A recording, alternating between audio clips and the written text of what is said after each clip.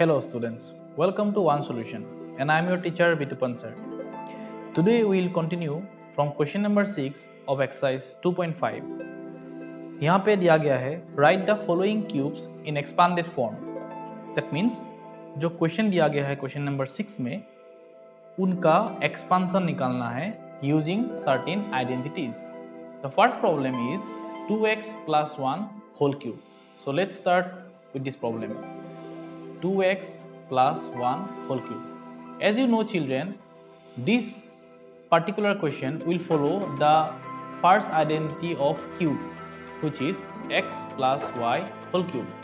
x plus y whole cube ये कहता है कि x cube plus y cube plus 3x square y plus 3xy square. इस identity को हमेशा याद रखना. This is very important from examination point of view. So using this identity, now we will solve problem number 1.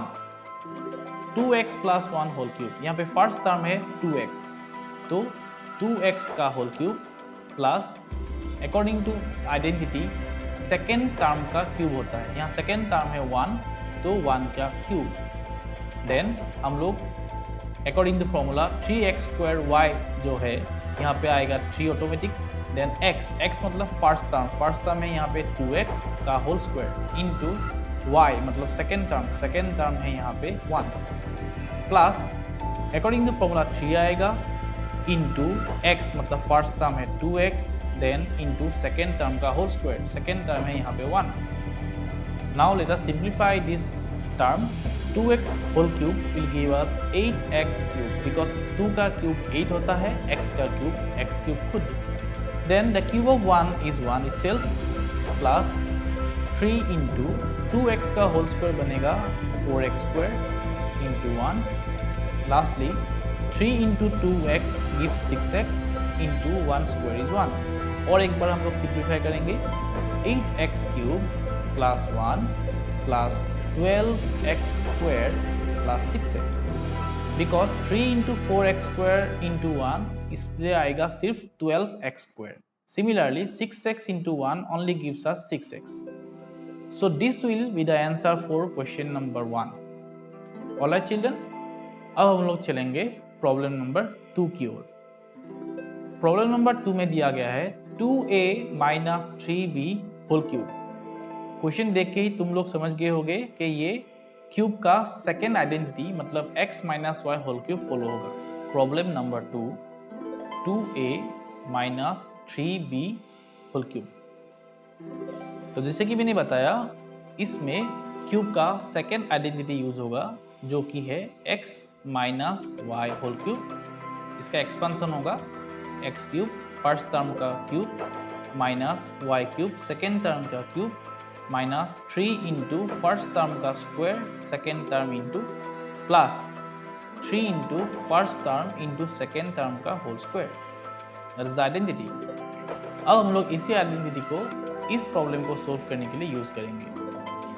2a whole cube first, then आएगा 3b का whole cube, then आएगा minus 3 into first term का square जो है 2a का whole square into second term जो है 3b plus 3 into first term into second term का whole square. Now let us simplify this step.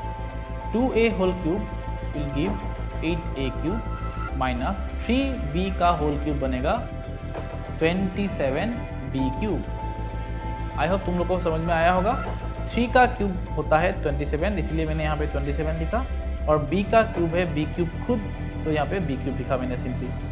Minus 3 into 2a का whole square मतलब 4a square into 3b already था plus 3 into 2a into 3b का whole square बनेगा 9b square because 3 का square 9 होता है. Next अगर हम इसको सिंप्लीफाई करें तो 8a cube minus 27b cube minus अगर हम लोग सिर्फ कोएफिशिएंट्स को मल्टीप्लाई करेंगे तो यहाँ पे बनेगा 3 इंटू 4 इज 12, 12 इंटू 3 इज 36. तो 36 आएगा as a coefficient. Then a square and b multiply होने से ए स्क्वायर बी ही रहता है। प्लस इसी तरीके से अगर हम लोग यहाँ पे भी कोएफिशिएंट्स को मल्टीप्लाई करेंगे तो 3 इंटू 2 इज 6, 6 इंटू 9 इज 54। तो हम लोग पहले लिखेंगे 54, देन हम लोग a इंटू बी स्क्वायर को मल्टीप्लाई करेंगे जो बनेगा a b square. Since all the terms are different from one another, so यहाँ पे और हम लोग सिंप्लीफाई नहीं कर सकते हैं, तो यही होगा प्रॉब्लम नंबर 2 का answer. Now let's move to problem number C. Problem number C में है 3/2x प्लस 1 होल क्यूब।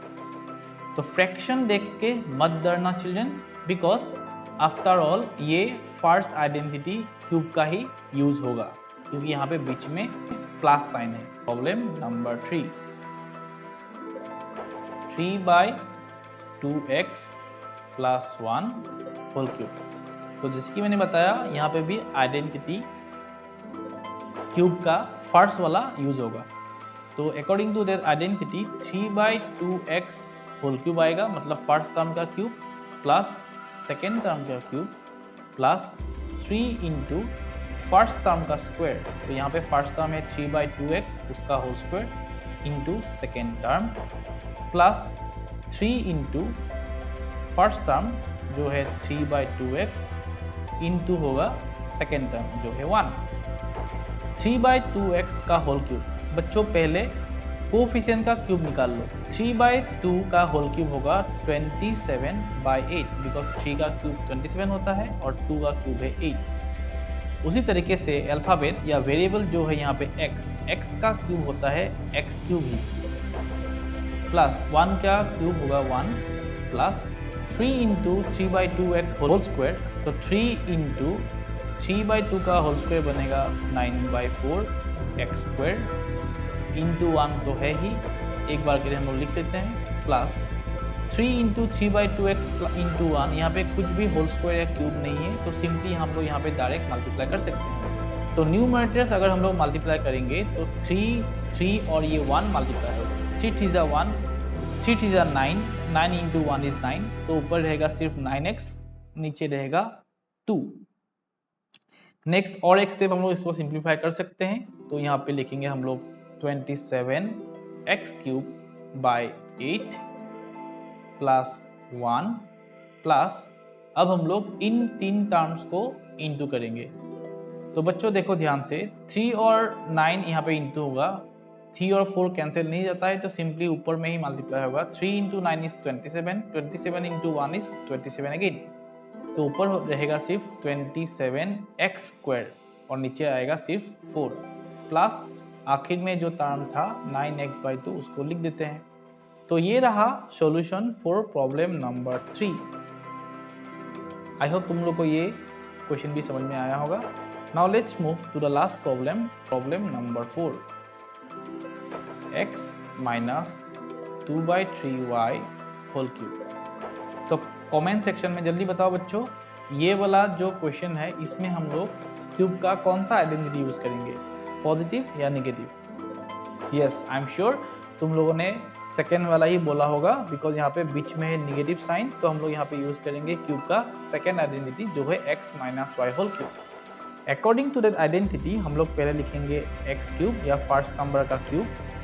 यहाँ पे x अकेला है तो हम लोग विदाउट ब्रैकेट भी इसको लिख सकते हैं, माइनस सेकेंड टर्म का क्यूब। सेकेंड टर्म यहाँ पे है 2/3y, उसका होल क्यूब होगा, माइनस 3 इंटू फर्स्ट टर्म जो है x इंटू सेकेंड टर्म जो है 2/3 इंटू y। फर्स्ट टर्म का स्क्वायर आएगा according to formula, you are right, plus 3 into first term into second term का स्क्वायर आएगा जो है 2/3y होल स्क्वायर। इसको सिंप्लीफाई करेंगे, x क्यूब माइनस 2 का क्यूब होता है 8, 3 का क्यूब होता है 27, y का क्यूब होगा y cube, minus 3 into x का स्क्वायर आएगा x स्क्वायर खुद into 2/3y plus 3 into x into 2 का स्क्वायर होता है 4, y का स्क्वायर आएगा y स्क्वायर खुद डिवाइडेड बाय 3 का स्क्वायर होगा 9। तो यहाँ पे बच्चों देखो बीच में जो टर्म है 3 into x square into 2/3y, यहाँ पे न्यूमरेटर और डिनोमिनेटर दोनों में 3 है, तो हम लोग 3 दोनों को आपस में कैंसिल कर सकते हैं। सिमिलरली लास्ट टर्म में न्यूमरेटर 3 और डिनोमिनेटर 9 भी आपस में कैंसिल जाएगा। 3 1 जा 3, 3 3 जा 9। तो फाइनली लास्ट स्टेप हम लोग लिखेंगे x cube minus 8y/³ minus 2x²y। ध्यान से देखो बच्चों, यहाँ पे x² रह गया था, यहाँ पे 2y रह गया था, आपस में इंटू होने से बनेगा वो x² इंटू 2 इंटू y।